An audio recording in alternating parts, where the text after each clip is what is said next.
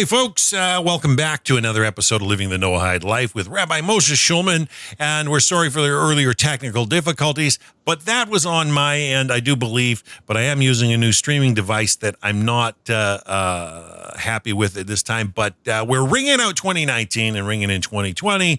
Rabbi Shulman's going to give us some wonderful review. Rabbi Shulman, how are you tonight? And we're receiving you loud and clear. Okay, Baruch Hashem, everything's fine. I guess we should just start doing what we're doing because after all, people want to get ready. You've got a long time till midnight, but it's almost midnight here. Okay, what I want to do is like this. We have basically covered all the material that I sketched out to use in Lesson 1. Lesson 1 is essentially an introduction to what you need to know before you even discuss the Noahide laws. It's things that are usually left out in any class that anybody gives, and it's the things that are fundamental that are basically underlying it.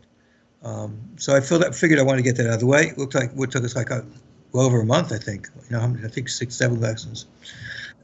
So what I want to do is I'm going to go through very quickly each of the topics that I have. I changed the order from the way I actually was giving it because I realized that if I really want to do it, I have to do it in a different order. So if I ever do this again, I'll be giving it in a different order. But I want to start off because I've chosen a passage out of Sefer Chassidim, sort of the theme for Lesson 1. And I hope to have in each one of our lessons choose out something from some kind of a cipher, some kind of thing about that relates to what it is. So this particular thing's from Sefer Chassidim. It's not one of your most liberal works. It's and not much that. But so it says here, a nachri, meaning it means basically another name for a non-Jew in most works, who is very energetic in doing 7 mitzvahs he's commanded. His matuasan and usa. We have to be careful for him, just like with a Jewish person. We are not allowed to fool him in any other way. We're thankful for that. And return to him something if he lost, just as we have to do with another Jew. And you should not make fun of him. But you should honor him more than a Jew more than a Jew who doesn't involve himself in learning Torah. The point of that is, when we're talking about being a Noahide, something that for some reason become a little bit controversial with some people online. Becoming a Noahide is not something that should be looked down upon. But when a non-Jew has taken upon himself to keep the 7 mitzvahs, just that idea that he said he's taken upon himself that he's going to keep the 7 mitzvahs, without anything more than that, puts him in a category that we're supposed to treat him differently than any other non-Jew. Another non-Jew has not done it. So that was our theme. That's what lesson 1. Lesson 1 is those things you have to know from beforehand. And one of the most important things to know beforehand is that the Noahide laws are a part of Torah. It's not something that all rabbis learn about because we, of course, learn about the things that have to do with us. And there's very little of what has to do with me daily that has to do with you, but non-Jews. But still, it is in Torah. And it's something that takes up a few pages of the Talmud and Sanhedrin and other places. So it's a legitimate part of Torah. And so it must be understood. It's being a legitimate part of Torah. We need to know certain things to know before we do it. So we went through all this stuff before. I'm just going to go through it again a little bit. I'm not going to go in depth with it. Otherwise, it would be taking 6 or 7 hours. We celebrate New Year's here, and I definitely don't want to do that. Especially since your New Year's is like 7 hours away. So if I was to make New Year's with you, you got a while to worry about. I don't have as much time, but I got 3+. Okay. The first thing that I discussed about is there's a lot of non-Jews out there who, some way or other, have an interest in the 7 laws. I'm not talking to everybody. I'm talking to certain people. What certain people I'm talking about? Those who want to keep the 7 laws. They want to keep it because it says it in the Torah. And because they want to keep it because they want to follow it according to the way the rabbis teach it, and they're willing to follow rabbinic rabbinic dictates as far as that's concerned, understanding it, even though there are going to be disagreements as far as different rabbis are concerned, but still, basically the concept being is that they'll follow any of the rabbis that are teaching who are knowledgeable. Yeah, it's almost like as opposed anything. to some people that we know who don't do that. Well, Rabbi, from our standpoint, I mean, I consider myself a fairly intelligent man, and I've tried to grasp. I don't want to overstep boundaries, and so when it comes to, like I heard a rabbi say today, Talmud's off limits. Off limits. What? Now one can study it if there's I'm sorry, little. I'm sorry, I didn't hear what you said. Well, I heard today from another rabbi that like the Talmud is off limits, to B'nai Noach, and so it comes down to us. I don't believe that we as B'nai Noach taking your lead, we should not be overstepping our bounds, but we should, be like you've been showing us to just focus on our communities to live like. I would ask you to forgive me in that I do want to talk about the Union of Limited Torah, what actually non-Jews should be learning. At this time, I will tell you that there are no disputes about learning Chumash, the first 5 books. There's no disputes about learning the rest of the Tanakh. Of that, there's no disputes as far as anybody. I haven't found anybody that says you can't do that. However, beyond that, there are disputations about what and how and to what extent. So, for example, if you know Rabbi Cherky, his book that just came out, when he talks about the Noahide laws, he just says basically what it is, and there's a few notes on the bottom, maybe. I don't know what the English is. I know the Hebrew. He has a few notes on the bottom, but that's basically it. Rabbi Schwartz, his book that I have the Hebrew, but I assume the English is the same translation. He has some things, but that's about it. A number of others have it. The most extensive is Divine Code, which I'll talk about. I use that a lot. I look at that in addition to some of the sources. I just want to see if there's a source in there that I haven't seen. Yes. Yeah. That is like probably the most thorough one out there. The issue that I have, we'll talk about the halachic part as far as going to Talmud. The issue that I have is, remember, we talked about it before, and we'll get to it again, is that there are, we could talk about people without mentioning their names, that read the Talmud. There's a difference between reading the Talmud, like when Christians read the Bible and they come up and say it means certain things, and actually learning it, whereas you really understand what's going on. So, for example, I teach classes with people, counter mission work. So we're talking about Isaiah 7. We're talking about that. So I pointed out to them that if you go to a Christian, usually, and you ask them, well, what's it say in the second book of Kings, chapter 16 and 17? Do you know what's there? They have no clue. Well, the whole story, the background story for Isaiah 7 is Kings 2, chapter 16, and 17 only because it helps you to date things that are going on there.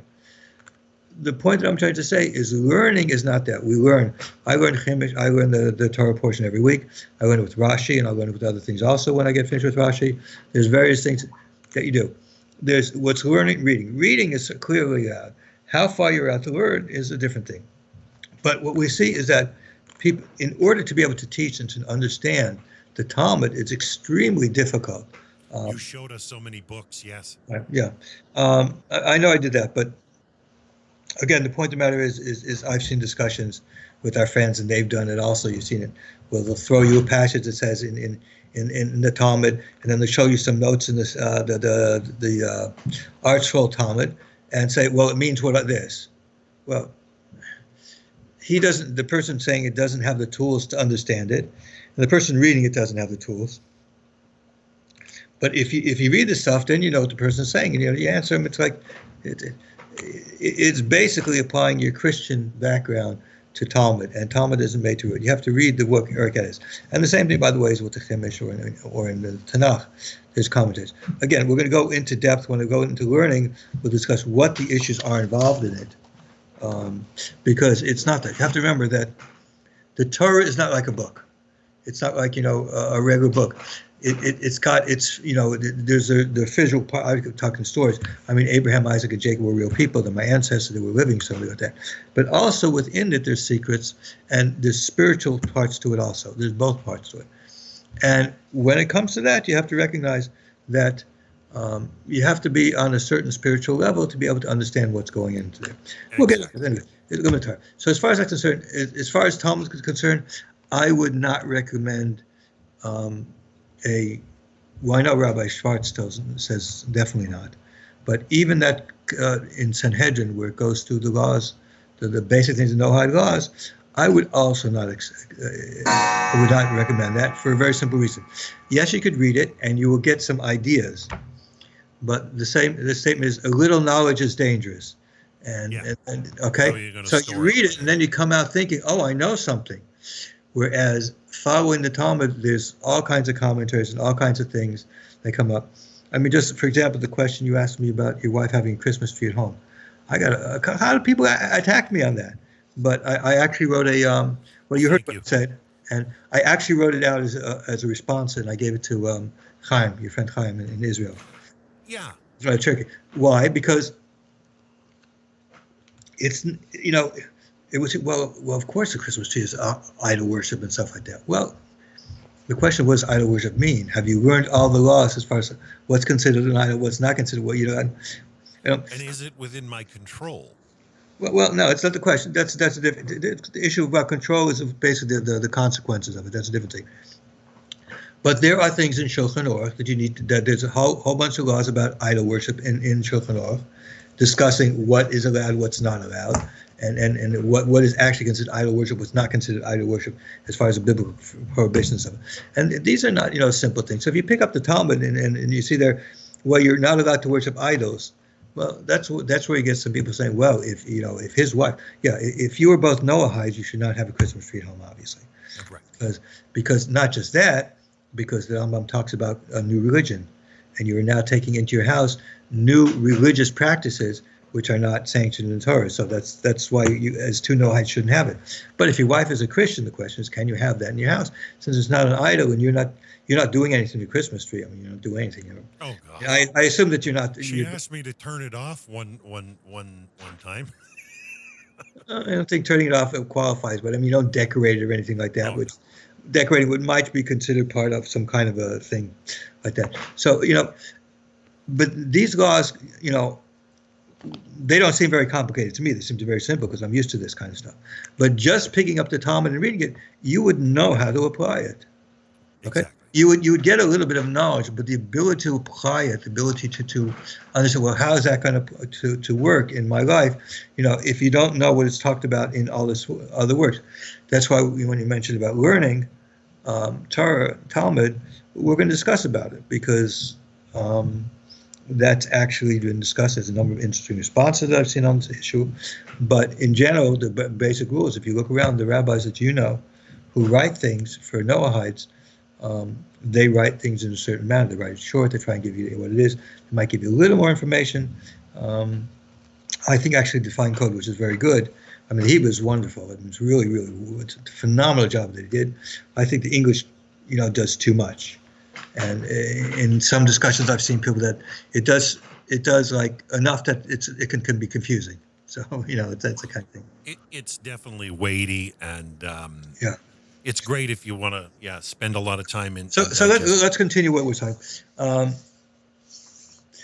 So what we have to understand is this sort of goes into the same thing. Among Jews themselves, we have different ways of serving Hashem. There's Sephardim, they have the customs, and we have Litvisha, they have different customs. Here we have Hasidim like me, of course, and different things. And and because of that, there's a certain acceptance of each one within orthodoxy. There's a certain thing that's orthodox, and within that orthodoxy, there's heterodoxy. Sephardim don't dress like me, but they follow the same overwhelming majority of things that they follow in Shulchan Aruch. Certainly about the commandments is the same as I would, and the differences amongst us are basically different customs that developed in certain places.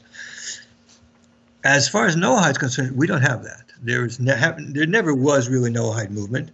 The idea of multiple people coming and doing such a movement like that never happened. It's a very new thing that actually coming together. There were people from time to time, and as I mentioned, the Torah that only one person's name on is mentioned. But the theoretically understanding was that there were people from time to time who would be God-fearing type people who would want to keep the 7 commandments. But there really is no one can say this is the custom of Noahides. That's the way it's been back to the time of Talmud. Noahides did this. So it's a little bit different situation. So we do have some differences about people, how they're going to rule about things. But essentially, if you look into this forum, and again, one of the things you find out is I prefer using Sforim that were written before 1970, or responsa that were written before 1970. The reason is because that's about the time that the actual Noahide movement started to develop. And once it happened, people started giving decisions for people to whom, it's practical. And because of that, it becomes a little bit of a problem, because when you're telling somebody to do something, sometimes there's leniencies that you put in that really is not the way you should be leading your life with. Okay, just like in your case with the Christmas tree. Nobody should think that just because you have a Christmas tree at home because your wife means that every Noahide is supposed to have a Christmas tree, which is, of course, one thing that I was attacked about, because people don't listen and understand that there's sometimes particular situations for people. So anyways, as far as Noahides, there's a general thing. There's the 7 laws, and you'll find that there's some disagreements. We'll find out why it is and where it's coming from. Okay, my next thing I've discussed about, and this is important because it's going to come throughout and you have to make it clear, and I have to say it a lot of times. My approach, as will be anybody's approach who does the subject, is based on a few things. It's based on my personal background, where I come from. I look at the, we call it a shkufa, the philosophical, theological side of things more than just the simple halakhic side. Because the simple halakhic side is, unless you have a really strange question, like somebody asks you, his wife is a Christian and wants to have a Christmas tree. But in general, the life of a Noahide, if a couple living a Noahide life, is relatively quite simple to follow what you're supposed to do. But there's a lot of things that deal with the spiritual side of things. Those things are a little bit beyond the 7 commandments, which we see that in rabbinic works that Noahides are expected to do. So I refer to this as a spiritual side, not just a halacha. Not that I'm not going to go to the halacha, we're going to.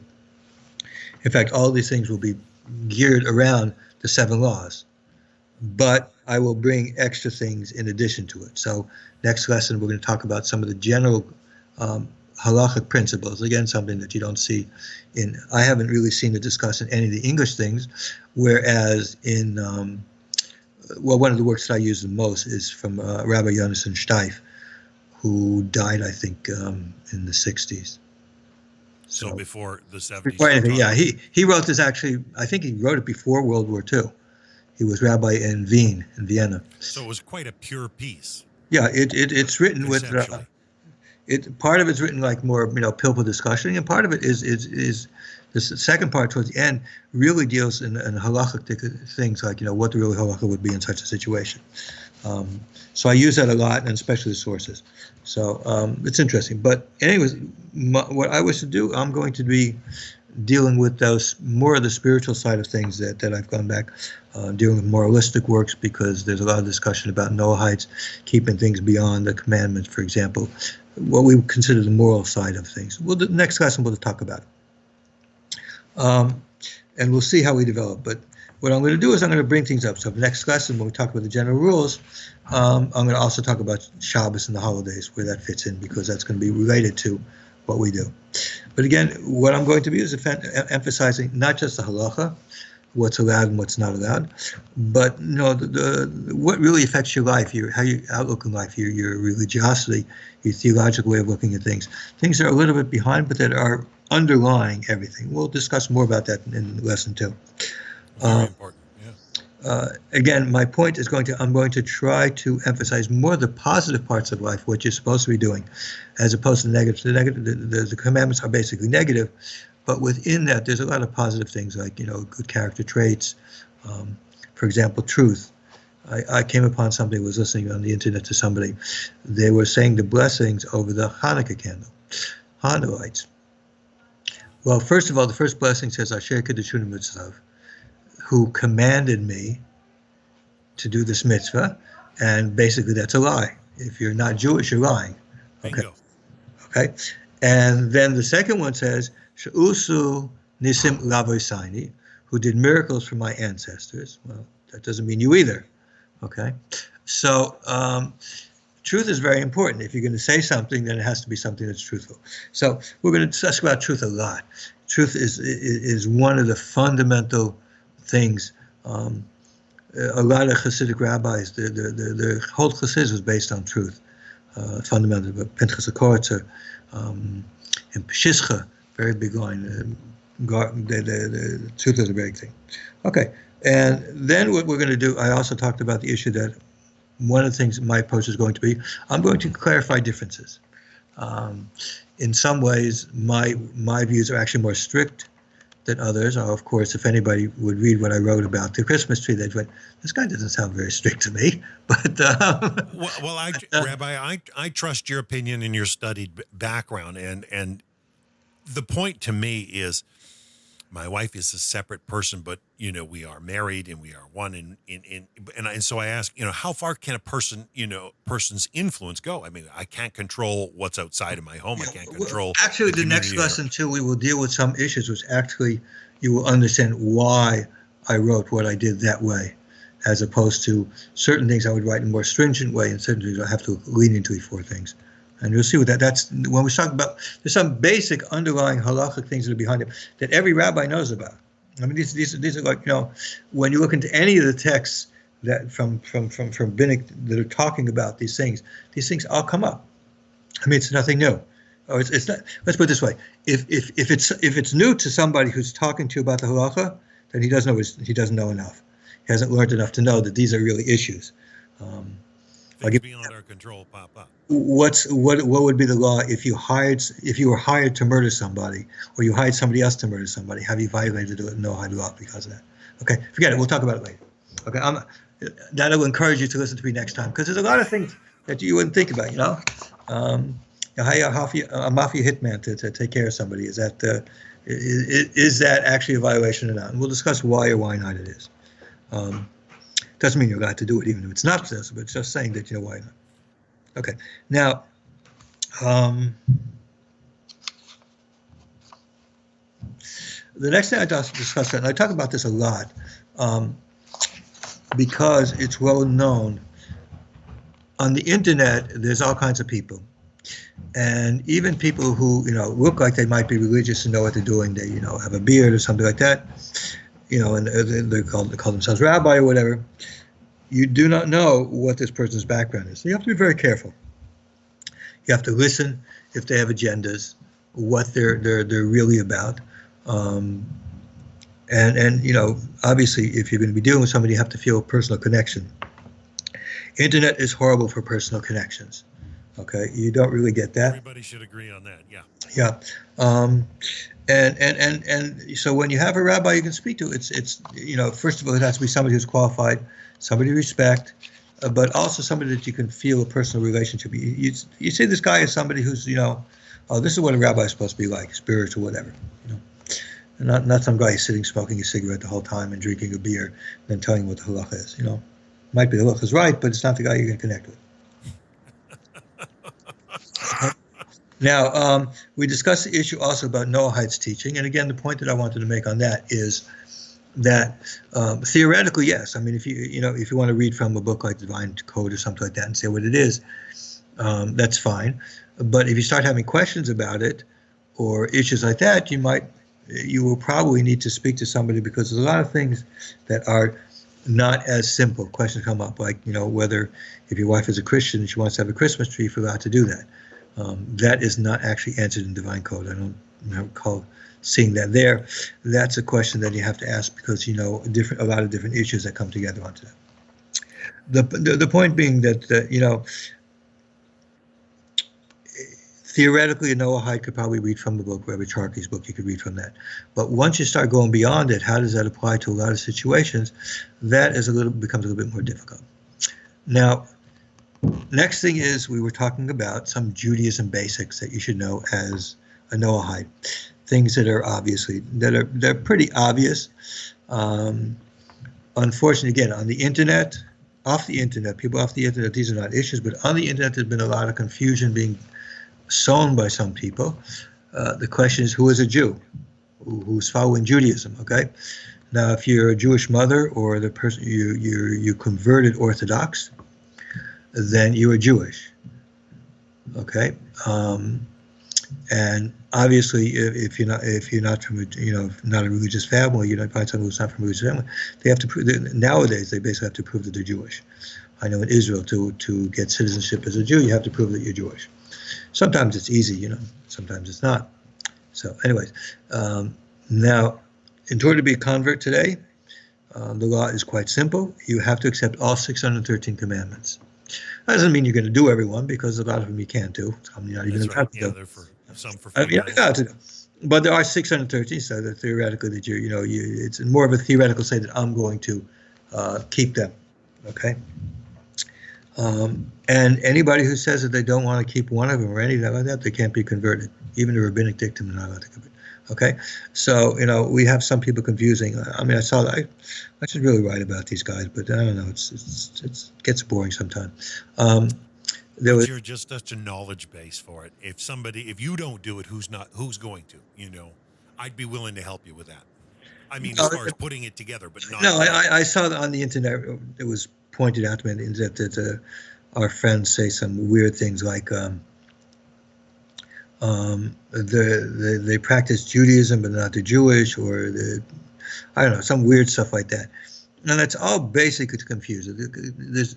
As far as your status is concerned, it's really, really simple. First of all, either you're a Jew or not. It's not like you're half a Jew or a part of a Jew or whatever. If you're not a Jew, you're not a Jew. Okay. Now, in being not a Jew, if you're doing what you're supposed to do, I like to coin the verb. If you're an Orthodox goy, you're doing the 7 mitzvahs, then you're Orthodox. Just like if you're Jewish and you're doing the commandments, you're Orthodox. If you're not Orthodox. That's always it doesn't say that anywhere, but it's certainly the easiest way to understand what it basically is. If you're doing what Hashem wants for you, you're doing the 7 commandments, then you're still not Jewish, but you're being Orthodox. You're doing what you're supposed to do. You're following the orthodoxy that's defined for a non-Jew. That's all there is to it. There is a clear distinction between Jew and non-Jew. The only advantage that a non-Jew actually has is they could actually change their status. They can convert. But as far as that's concerned, otherwise that's it. But again, among Jews, you have to understand that although there's lots of commandments, not everyone is required to do all the commandments. My favorite one is, of course, divorce. There's a commandment about divorce. There's certain things about giving a divorce, and everything like that. But that doesn't mean that you're required to divorce your wife just because, it's a commandment in the Torah, so I have to do it. Sacrifices require the temple. Certain laws require living in Israel. You don't. Certain things require to certain people. There's a specific commandment for a king. For a king specifically, has to write a second Sefer Torah for himself. There's things to people who are priests in the temple. And a lot of things are just based on your knowledge. Even the subject matter that you learn or you're allowed to learn, there's certain prohibitions of learning Kabbalah, for example, unless you're on a certain level. I know nowadays lots of people like Madonna learn stuff like that, which is even more dangerous. They make it dangerous. What makes it dangerous is not that it's totally not true, but that it mixes together some things that are true and some things are not. And the person being taught that doesn't really know what the difference is, and so is it. And the same thing, of course, applies by a Jewish person, pious actions. Certain people, it's not appropriate for them to do certain things because they're not, holding spiritually or in their practice in order to do that. And I mean, it's a similar thing with Noahide. I mean, listen, according to those views that say that Noahides are allowed to do certain things beyond the 7 commandments as long as they don't take it on as a mitzvah, still, that doesn't mean that you should do certain things because it might not be you. Rabbi Weiner once told me, and I agree with him, it's certainly like that. I mean, I'm much stronger about that. But his view is essentially that before you ask him if you should do more, you should be pretty sure you're doing what you're supposed to be doing before doing more. Makes good sense. Right. Judaism's not egalitarian. It's a meritocracy. It's not egalitarian. We distinguish between men and women. Obviously, a woman can't have a bris milah. They can't have circumcision. There's nothing to circumcise for a woman. Okay? And so there's difference between men and women. Jewish law says women aren't required to do certain things. The Torah says, and there's certain mitzvahs for women only. For example, niddah, the menstruating men don't do that. I'm sorry for all those people who are getting, triggered by me saying such things like that, but that's just the way it is. And halacha, we follow certain things, and if you don't, whatever. But the point is that Judaism, Orthodox Judaism, the Torah Judaism, basically recognize that there are such things like that. And in a sense, the same thing would apply to Noahide laws. There's certain things the Noahides are supposed to do, and there's certain things that they're not supposed to do, and they should stay away from, just like Jewish people. So, even within Jewish people, I talked about them finding different tribes and different things like that. But essentially, that's basic what it is. Other things that distinguish people is, of course, learning.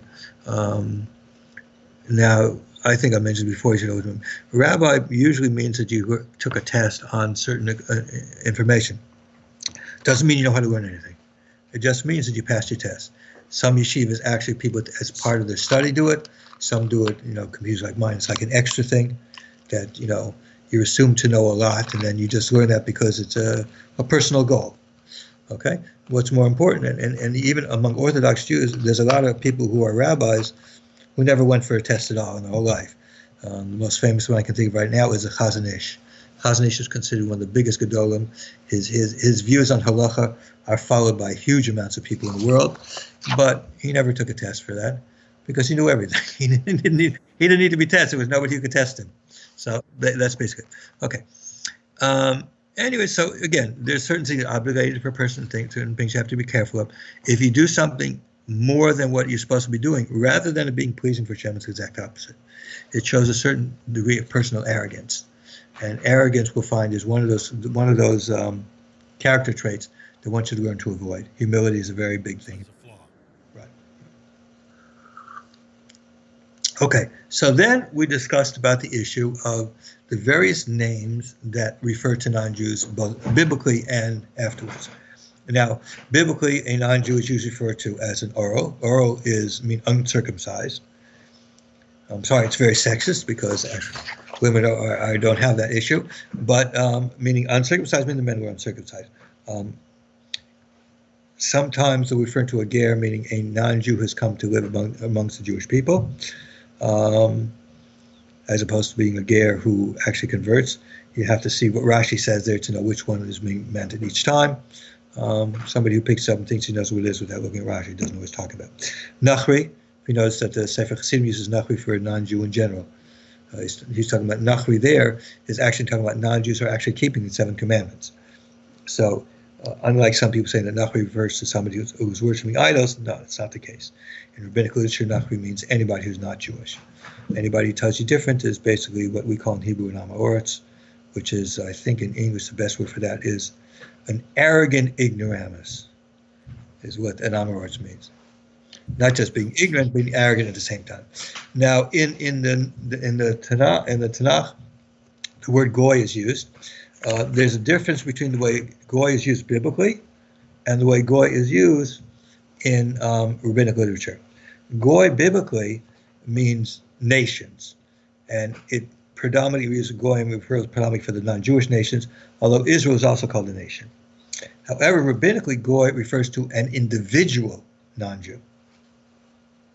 And in that sense, a Jew is never referred to as a goy. A goy is a non-Jew. Akam is somebody who worships idols, but we know that the censors didn't like the fact that we used the word goy, meaning them, and they didn't like it, so they said, no, that only refers, we're going to change the text so it refers to idol worshippers. So you see in the Talmud and all kinds of different places where the word Akam appears, where really the meaning is goy, a non-Jew.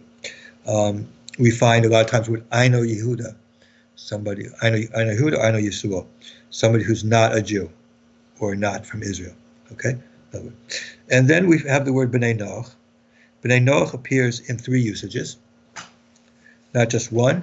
You have to know the context where it is, which one they're referring to, but it's used for 3 things, or 3 translations. One means to all mankind.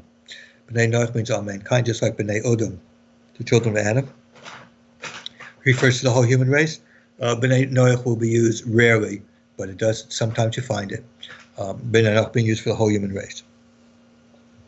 The usual usage of B'nai Noach is referring to anybody who's not Jewish. However, in halachic discussions, you will find that B'nai There seems to be quite a vastness there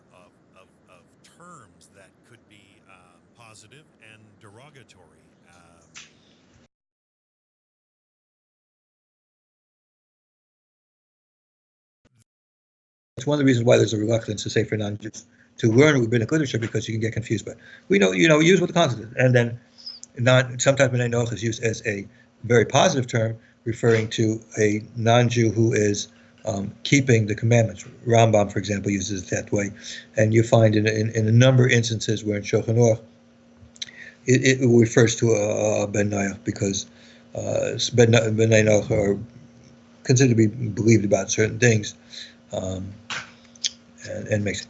Then the other thing is called the Ger Tzedek, which is obvious as I'm talking about somebody a convert. It's basically when a person converts, it's not just such a simple thing. It's actually ontological change in the person. The Gemara says in Yevumis that a person who converts to Judaism is like a newborn child. And in Halacha, in Hilchos Gaidim, in the laws of converts in Shulchan Aruch, they talk about a number of different things where, in fact, somebody who converts is totally different. And there's many, many things talking about how important convert is. Then we come, of course, the issue of Ger Toshev, which has been a very controversial issue by a number of people. There is no Ger Toshev today, or as the Adam Bediska mentioned, there's no Ger Toshev Gemar, complete Ger Toshev. The reason is that he uses that term is because even though a non-Jew cannot become a Ger Toshev, we do treat those non-Jews who are keeping 7 mitzvahs, in many ways we'll treat them as if they were a Ger Toshev, because there's nothing they can do about it. They can't change until it comes to Yovel. The Gemara is clear about that. There's nothing you can do about it. So that's basically it. The Gemara is actually in Masechtas Archen, and it's pretty much held today that that's the way it is. Another thing to understand for today is that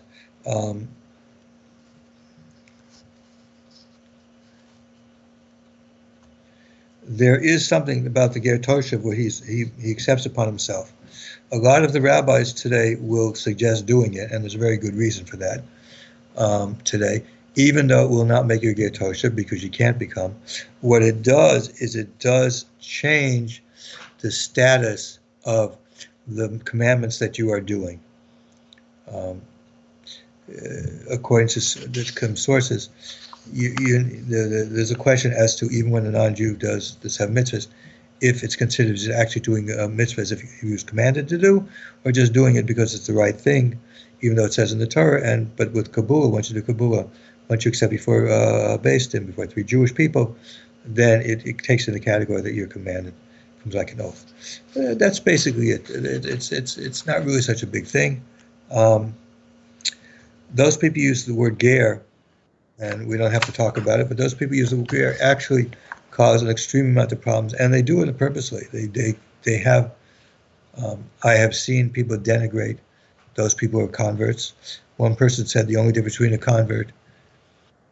the only thing is that a convert is allowed to marry a Jew, but other than that, he's no different. Well, that's not really true. Being a convert is extremely important. A convert is actually the same as a Jew.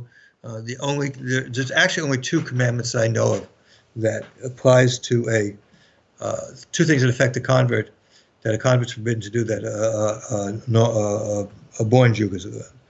One is a convert's not allowed to be a king. Okay, so a convert can't be a king. Okay, and the other thing is a convert's not allowed to marry a Kohen, a priest, and that's more from the fact that the Kohen has so many restrictions on who they're allowed to marry. It's a convert just gets going into it. Okay, so essentially it's like that. If there was a Ger Toshev, the real Ger Toshev today, that would give us a lot of requirements, biblical requirements. But since it's not, there are no biblical requirements. Again, the custom is, of course, to treat somebody who accepts the 7 mitzvahs as if they were a Ger Toshev, but there's no real requirement. Okay. The last one is about the word Noahide, as far as these names are concerned. Noahide, there's been a lot of complaint about it. But Noahide is a word, it's a more modern word, but it's like the word Shabbos Goy. You can go through the Talmud You can go through the Torah. You can go through responsive literature. The word Shabbos Goy doesn't appear. I don't know if you know, Shabbos Goy does not appear. It's an English word. I don't know where it came up from, when it started to be used, but there's no corresponding word to that I've seen in Shulchan Aruch or in the Pasuk that said the word Shabbos Goy. It's also somewhat a mono, but it has a meaning to it, and because it has a meaning to it, it means something, and it's a real word, Shabbos Goy. So the same thing with Noahide. Noahide is something that came up 30 years ago, whenever this thing started, and it came because Noahide is pretty close to B'nai Noach. It's actually a good translation of B'nai Noach.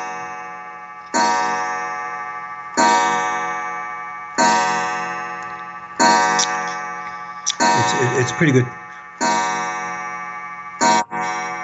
I just want to wait. Yeah, it's not 12 o'clock yet. A Noahide is basically the same thing as saying Ben Noach, B'nai Noach. It's the same thing. Just in English, it was a word that was stuck. Okay, it doesn't cause any problems because basically it has no competition. It's not. There's no words that make it ambiguous. That you might think of something like that. Where of course the word ger is extremely problematic because there's ger tzedek, there's a ger toshev which doesn't exist today. So what you're doing is you're using a word that can be confusing. Now, if you're a rabbi and a really learned person, you wouldn't have such a problem with that. But if you're not, it causes a problem. So that's why Noahide was used. The next issue that we discussed about somewhat in length, and this is an important issue, we're going to touch on it constantly, is that the truth of the matter is the Noahide movement is basically filled with non-Jews who at one time been Christians and left Christianity. Not just that, but many of them were, I haven't really found one for sure yet, but many of them had been parts of Christian groups that were Torah observant. They observed the festivals and Shabbos already before they came to it. So what happens is you coming from a background like that, and there's a few things that you have. First of all, you have the issue of the theology, the ideas that are emerged from Christianity, and then you have that you've actually done things that makes you feel as if the Bible is telling you to do something when it's not really talking to you. So that's the first thing. Christian theology very much poisons the mind of people who are Christians in ways that they don't even recognize it comes out. One of the main ones I like to discuss about is replacement theology, because we see that very, very common nowadays too, with our friends. It shows it. There are different types of replacement theology that we find from Christianity. Basic point of replacement theology means is that in the Torah and the Tanakh, we have a Jewish people, and along come the Christians. So what is the relationship with Christians and Jews? So one is what's called biblical replacement, meaning that God threw out the old and took the new. So the church now is Israel, and the Jewish people have been basically erased from the future. The second one, which is similar to that, which is quite common even today. Biblical replacement, you still find the Eastern Orthodox Church, for example, that way. You find a lot of Catholics. You find a lot of just plain Protestants also that feel the same way like that. That was the predominant view of Christianity towards the Jews until in about the 1800s, when there came up a dispensationalism. Yeah. Okay. There, what they said is that the Jewish people still have a place, but they still had their own type of replacement theology. What was that?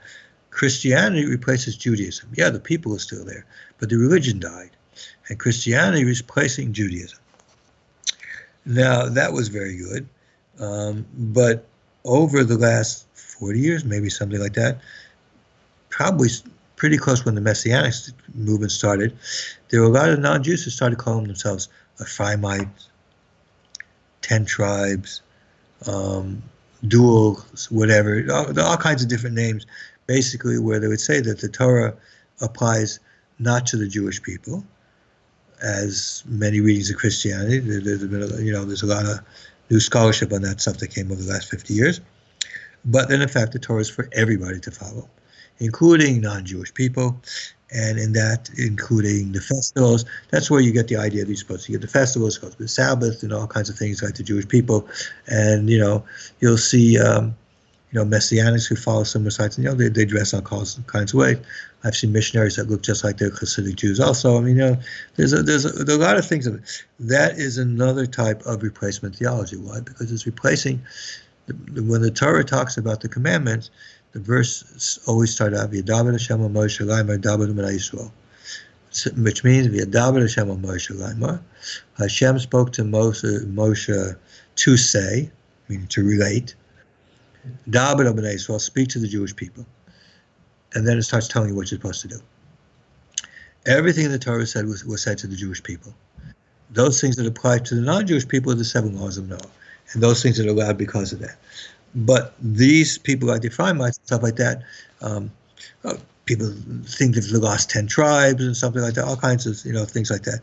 All these kinds of things are a type of replacement theology, and it's very strongly taken over in a lot of areas of Christianity. And I would say that 90% plus of those who become Noahites actually came out of that type of Christianity. Okay. Now, what we have now in the Noahide movement also has a group of people who are also a type of, Torah replacement type group, where they believe that the Torah applies to them and they can do anything they want that's in the Torah, and that in fact, if it's not obligated, it's something that Hashem wants them to do. Okay, so that's yeah.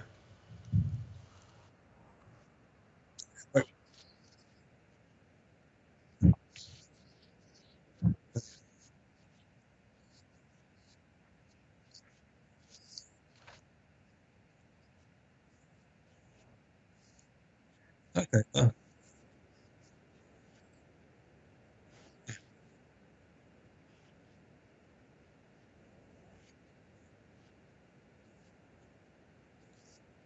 Yeah.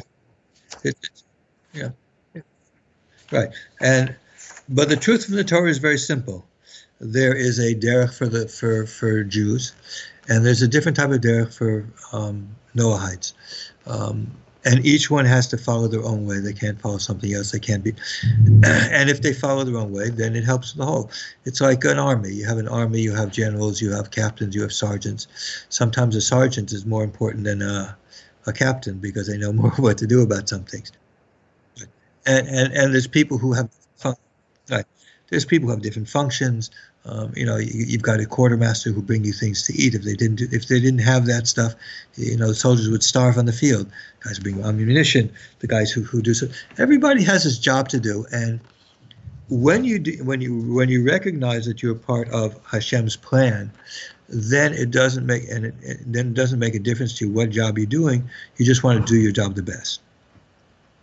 So that's the way the Torah looks at it.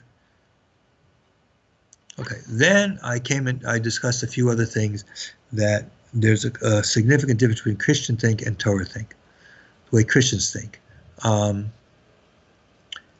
in many senses, the Noahides still bring what the thought patterns as they were Christians when they are. So one of the most important things, and one of the most significant things, is egalitarianism. Egalitarianism is that we're all basically alike. Okay? Yeah. We are all obviously often, but not each and every one of us is the same in intelligence or stuff like that. So it's like, just because, we talked about earlier thing, just because you know how to read the Talmud doesn't mean you have a right to an opinion on it, because you just reading is enough. You're not the same as somebody else. You're not equal. I always find it a joke when those guys argue with me about how I don't know what the Talmud is, when what it's teaching, when I've read those passages before, and it's never they have no clue what's going on. The point is that literacy is not like a degree.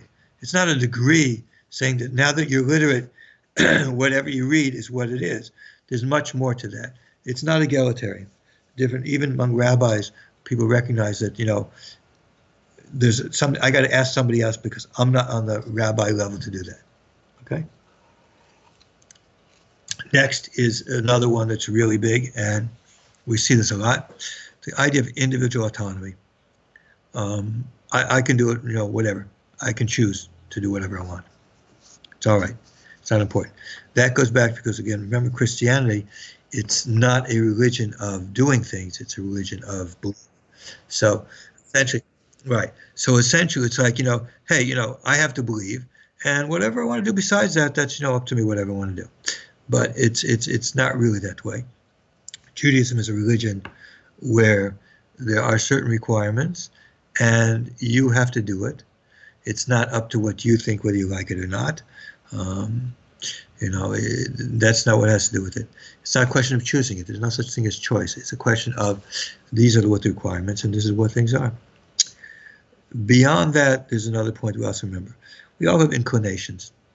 Inclinations to do good, but unless you have worked on yourself for many, many years, your inclination to do things that are not right, that are against Hashem, is going to be stronger. And especially if you've been a Christian for many, many years, you have that.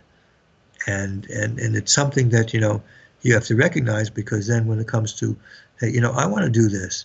And the question is that because you really want to do it, something to be spiritual, or is it because you're being convinced to do that because it'll make you feel like you're a better person, and then by being a better person, you can actually ignore those things that you're supposed to do. So, like, for example, again, bringing back our friends, doing all these kinds of mitzvahs, and yet when they speak to people in calling people names and doing all kinds of things like that. If you're not holding on such a level like that your personality is, you're obviously not holding on a level that you should be considering doing more than what's allowed. Okay, and the last issue that we discussed was the issue of conversion. Now, again, as I said before, being a Noahide is not like a stage. It's not like, you're an idol worshiper, then you're a little bit more than you're a Noahide, and then you're a little bit more, you're a super Noahide, and then you're a super duper Noahide, and then somewhere along the line, you get close enough to being a Jew that, okay, so then you convert. Not what it is. Okay, the truth of the matter is every non-Jew has to realize on themselves two things. Number one, converting to Judaism, or if you can, being Jewish, is significantly better in the opportunities it gives you to make Hashem happy, to do things for Him, than as a non-Jew. There are just more opportunities. You have more mitzvahs to do that are really mitzvahs that you can never do otherwise. Okay, that's a fact. But Hashem has very much compassion in the world. He recognizes there's a lot of people. There's many reasons why you can't do it. Okay, and that's really, the Noahide laws are not for the people who can convert and don't want to. I once heard somebody say that a rabbi told him, he was considering conversion, said, no, it's better you stay a Noahide and be a good Noahide. I said, what kind of wacko rabbi is that?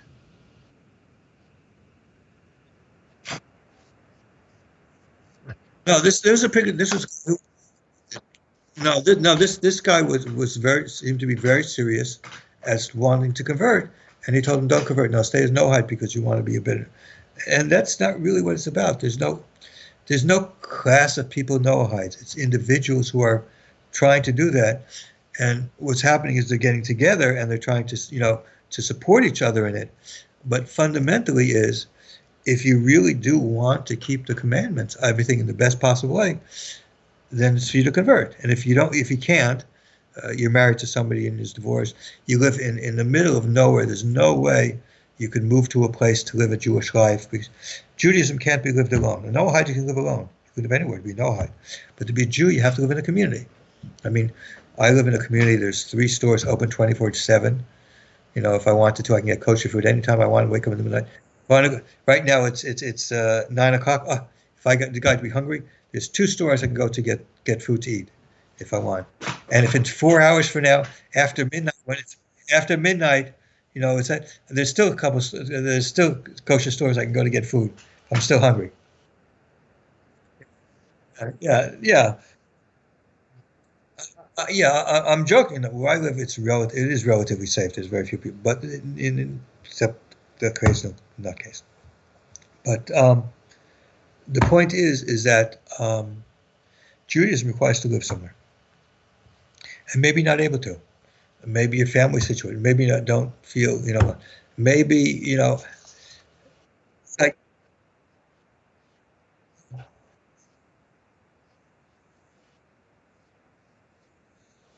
yeah, but that's,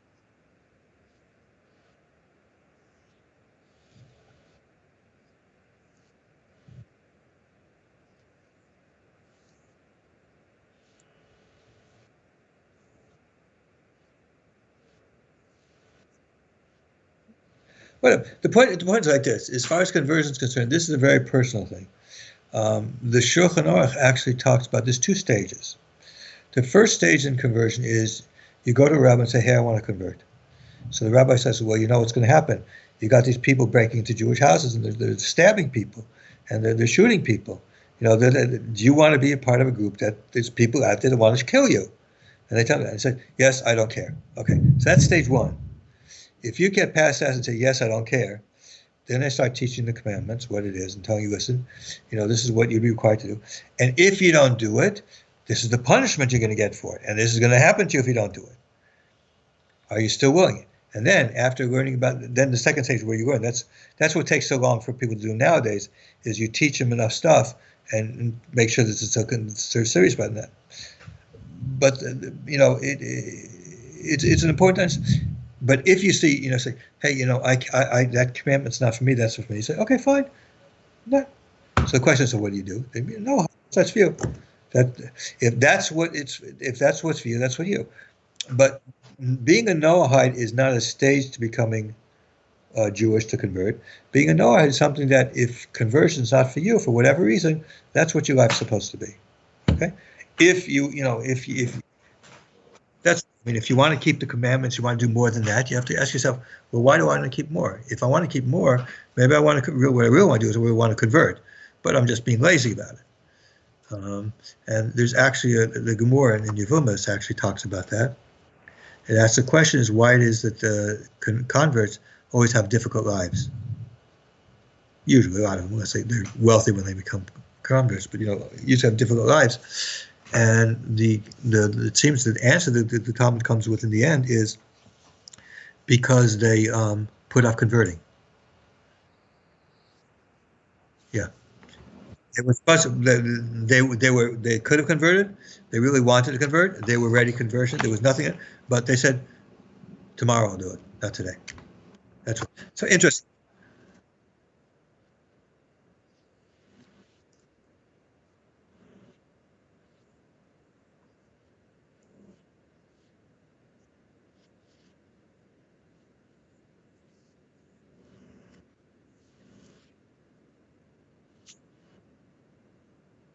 Mhm.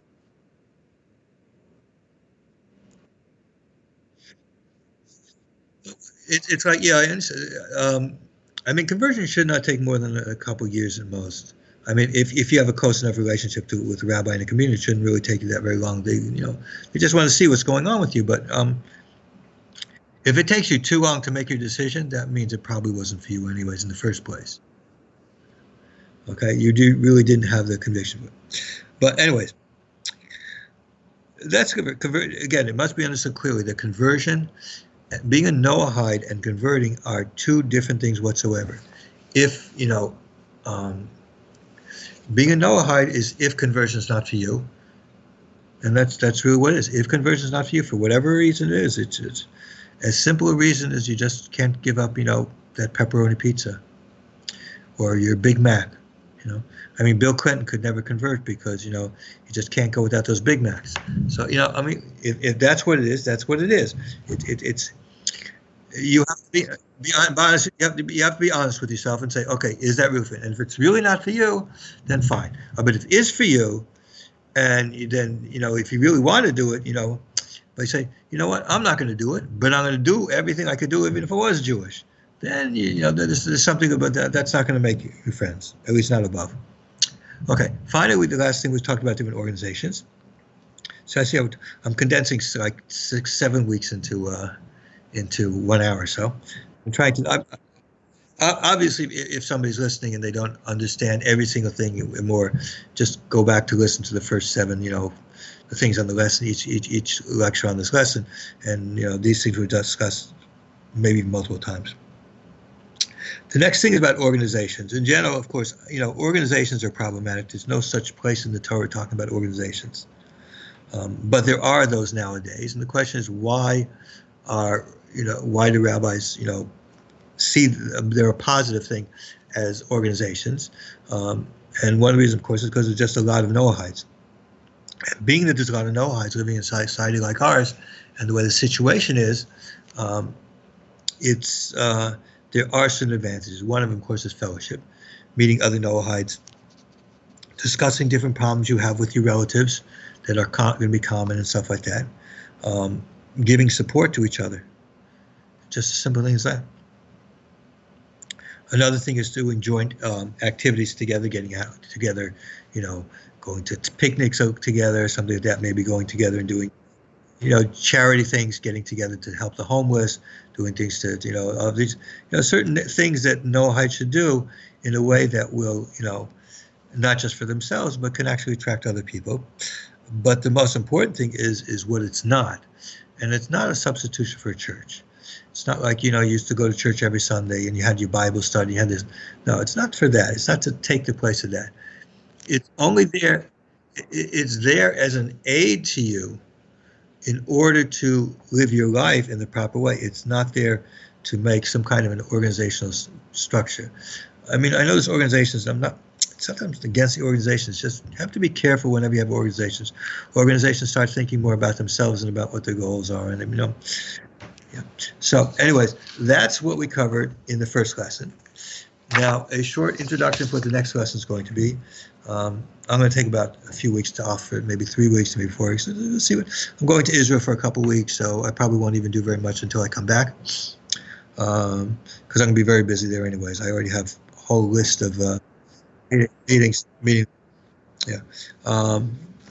But the next lesson will be basically about the fundamental principles of Noahide law.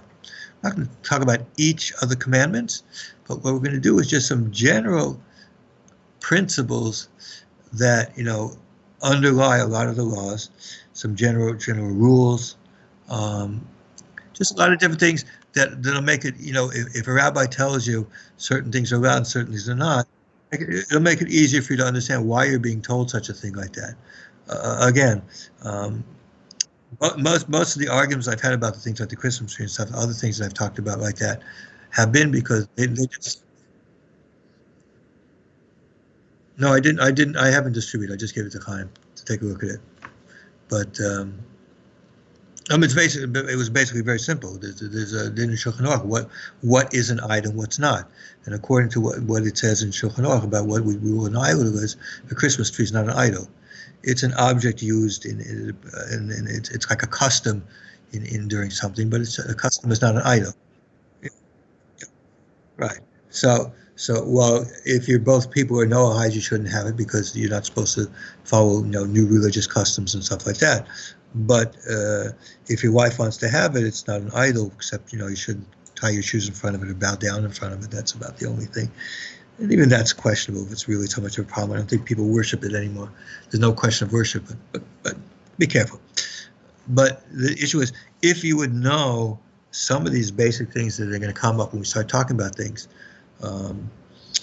then it makes it so that you understand better what these issues are about. Okay, that's it for tonight.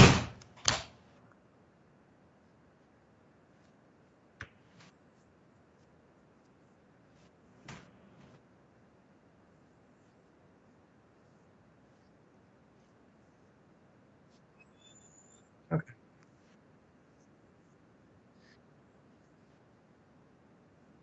Okay. This is a wrap, and since you can't hear Dan because he's having some kind of technical difficulties, so just forget it. Can't hear him singing in the background. His voice is really nice to sing, so